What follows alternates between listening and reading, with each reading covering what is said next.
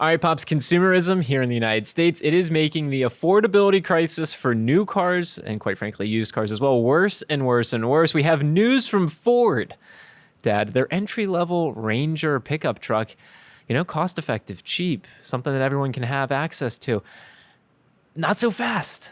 No, unfortunately not. Ford has decided that they are much better off producing the high profit, high margin, higher, more expensive variants of that, for instance, like the Raptor.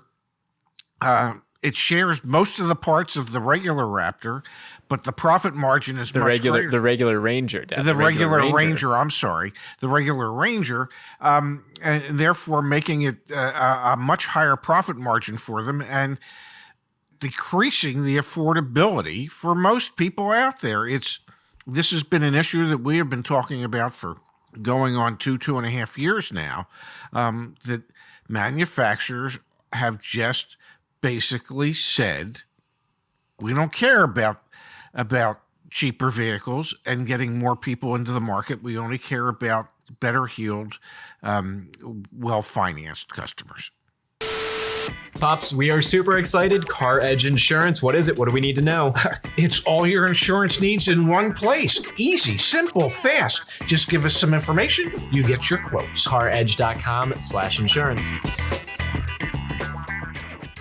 Manufacturers, we talked about the story, they have said we are going to leave affordability behind and go upmarket profitability. The chart from Cox Automotive for average new vehicle transaction prices demonstrates that in a way that words can't really capture. Now, that being said, what we have seen over the past couple of years due to the chip shortage was the manufacturer's intentional decisions to produce their top-level vehicles. So, for example, Ford was only producing the top trim-level F-150 Lightnings. They weren't even making as many Mavericks or Rangers or things like that. And across the board, that was the reality. Now what we're seeing is the success of those top-level trims, those most profitable trim levels on those high-end options within these different automakers' portfolios of vehicles. Now they're applying that same logic to what previously was or were the affordable vehicles. Yeah. The Ranger has an affordable initial price point. So does the Maverick.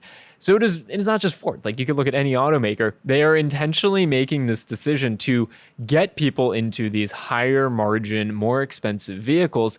And it's no longer that they're just not producing them. They are producing them. Ford's going to come out and they're going to say, hey, we've got the Ranger, or we've got the Raptor, the Ranger.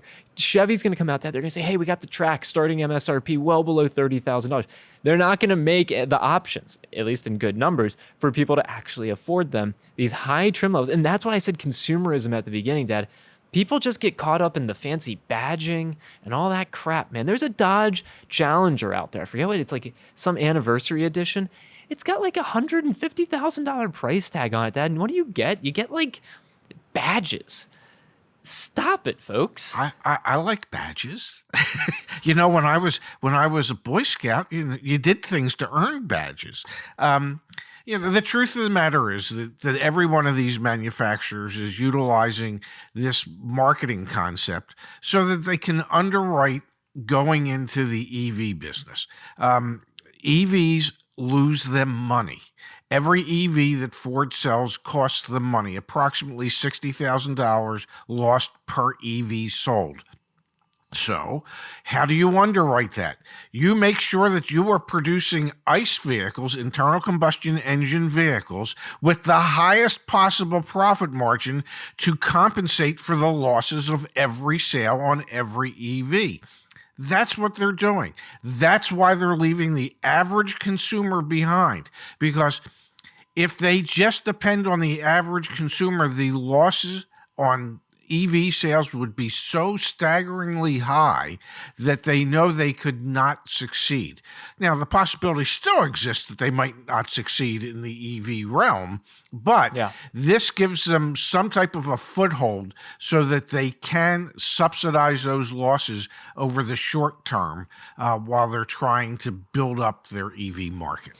And the unfortunate reality is because of this push, Dad, you are going to see ramifications of higher used vehicle prices over the coming years because those trim levels that are ultimately making it into the at the auctions and then back on dealers' lots, they're going to be, for Toyota, the capstone trim level. For Ford, it's going to be more of your higher trim levels, your Raptors. Those are going to be the options. And it's just going to continue to price people out further down the funnel. One of two things will happen with that.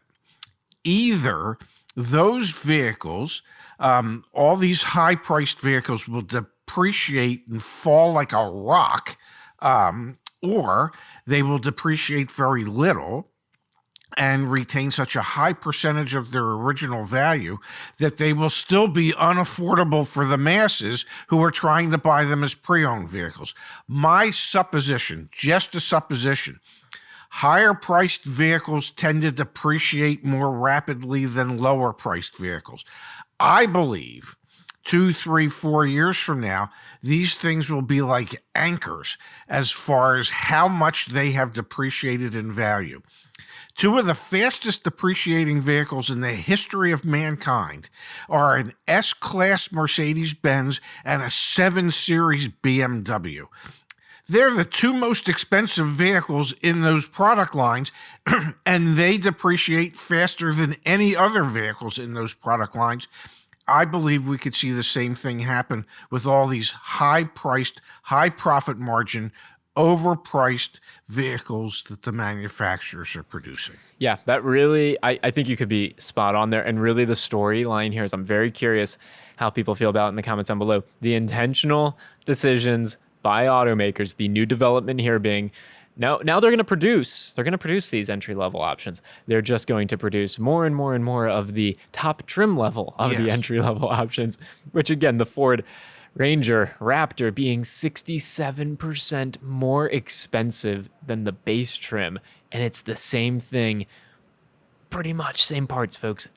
Yes. So, and lots of people are going to buy them. It's a wake up call. And I think that if I'm a dealer right now, if I'm thinking about if I'm a dealer, I am trying to source inventory that is affordable for my customers. Because if I do that, I'm differentiating myself. If you're a dealer out there, get some stuff that's entry level. You're going to pay up for it, obviously, still at auctions. We know prices are still high, but still, you've got tons of folks just looking for point A to point B transportation. I don't need to be in this badged out Hellcat, Red Eye, M Series, Ranger, Raptor, AMG. Wow. Okay? Wow. Stop thinking about the badges, folks.